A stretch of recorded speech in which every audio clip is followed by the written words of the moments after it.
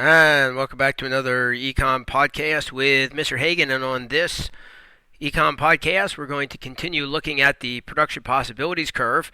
And specifically, we're going to look at the shifting of the production possibilities curve when you get a change in any of your assumptions. Now, remember, your assumptions are the things that are holding the curve fixed, such as fixed resources, land, labor, capital, entrepreneurial skills, or fixed technology. These are the things that are holding the production possibilities curve fixed. So let's say we're going to do the production possibilities curve for the United States. So now we're going to focus on a country, the United States, and we're going to say this is our production possibilities curve. This is how much the United States can produce of two goods. We're going to say our two goods are going to be good X here on the horizontal axis and good Y on the vertical axis. So we're being very, very abstract now. We're not even defining what our goods are. Just two goods, some good X and some good Y, and the United States can produce X and Y along these various combinations on the production possibilities curve.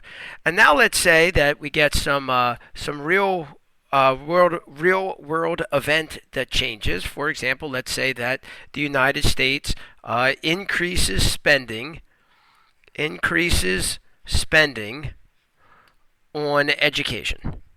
The United States increases spending on education. So people are going to school more, they're getting more education.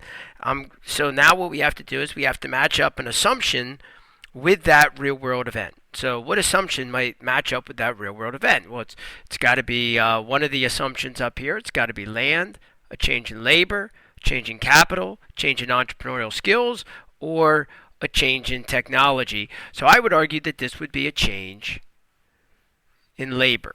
This would be a change in labor because if we spend more money on education, more students are getting educated, then presumably they will be higher skilled labor than they were before. So my assumption would be a change in resource labor. So this is my change in resources, and the particular resource is labor, change in resource labor, and this will shift the production possibilities curve out to the right. This will shift the production possibilities curve out to the right as a result of having more high quality labor.